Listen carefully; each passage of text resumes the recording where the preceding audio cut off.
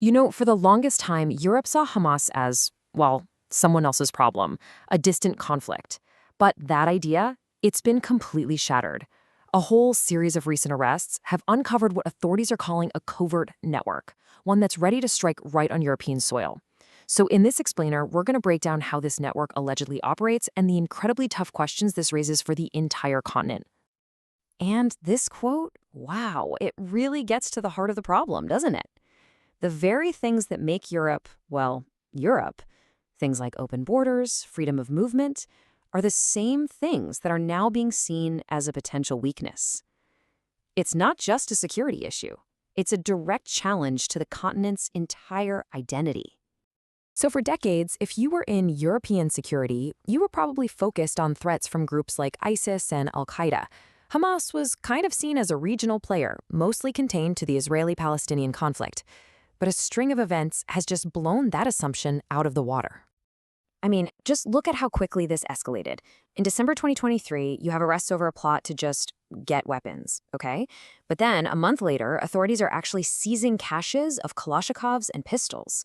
By February, intelligence agencies are putting out this really stark warning. There's a network in place, ready to go on command.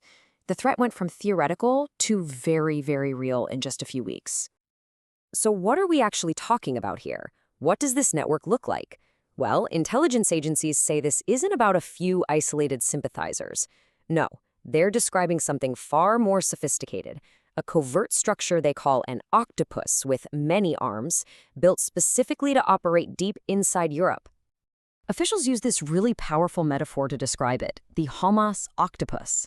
So just picture a central command, that's the head, directing all these different independent cells, the arms, spread out across the continent. The scary genius of this kind of setup is that these cells are designed to just lie dormant, blend in, and wait until they get the order to strike. And authorities think these cells follow a very patient three-step game plan. It all starts with surveillance. You have local sleeper cells that quietly identify and watch targets. Then comes a stockpiling phase, where weapons are smuggled across borders and hidden away in secret caches. And then there's the final stage, activation. The cells just wait, sometimes for years, for that direct order from leadership abroad to finally carry out an attack. And this right here is what changes everything. This isn't about a bunch of self-radicalized individuals acting alone. No, authorities are alleging a really clear chain of command, with these networks being directed by senior Hamas leaders based in places like Lebanon and Qatar. That's what transforms this from scattered cells into a centrally directed international threat. But an operation this big, it needs a lifeline. It needs money. And it turns out this operational network seems to be built on top of a financial network that, according to reports, has been running quietly in Europe for decades. So how do they do it? Well, the main strategy appears to be using charitable organizations as a front. These groups can operate right out in the open, collecting donations, even getting public grants, all while they're allegedly funneling money through this maze of intermediaries to fund Hamas's operations. Just take a look at this map. It really gives you a sense of the scale we're talking about. These are investigations into suspected Hamas funding groups in 12 different Western countries. So this isn't just a problem in one or two places. It's a financial web that stretches all the way from Sweden to Italy, from the UK to Austria. Okay, so if the network is so widespread, why is it so incredibly hard to prosecute? Well, this table breaks it down. First, the legal bar is just sky high. Prosecutors often have to prove a donor meant for their money to go to a specific terrorist act, not just the group in general. Second, trying to trace the money is a total nightmare because it's deliberately routed through layer after layer. And finally, you have this legal gray area, this debate over the social wing versus the military wing of Hamas, which has basically paralyzed legal action for years. And that whole legal mess, that debate over Hamas's wings, well, it's created a massive policy headache for the entire European Union. This shows you the fundamental split.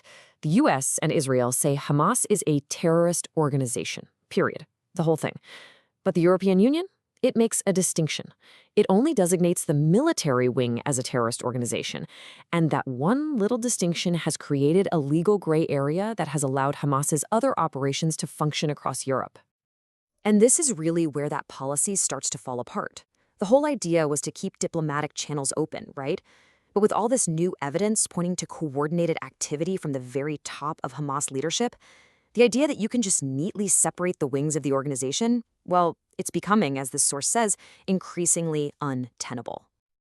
So you might be thinking, okay, why not just change the policy? Well, it's really complicated. If the EU takes a harder line, it could completely undermine its efforts to be a neutral mediator in the larger conflict. Plus, it would cause serious problems with key partners like Qatar and Turkey, who keep those lines of communication with Hamas open. There are just no easy answers. And all of this, it brings us to what is maybe the most difficult challenge of all. This fundamental clash between security and liberty that this crisis is forcing Europe to confront. I mean, think about it. If you're going to fight a covert threat, you need more surveillance, you need to share more intelligence, but every single step you take in that direction bumps right up against the core values of European democracy, the right to privacy and the freedom to associate. And, as you'd expect, civil liberties groups are sounding the alarm. They're worried about a classic slippery slope, that these exceptional security measures brought in during a crisis could become permanent, slowly chipping away at the very democratic freedoms they're supposed to protect. And there's another danger here, too. A crisis like this can be political fuel for far-right parties. They can use it to demand tougher immigration laws and more surveillance on specific communities, which just deepens the divisions in society at a time when things are already tense. So this leaves Europe with the ultimate dilemma.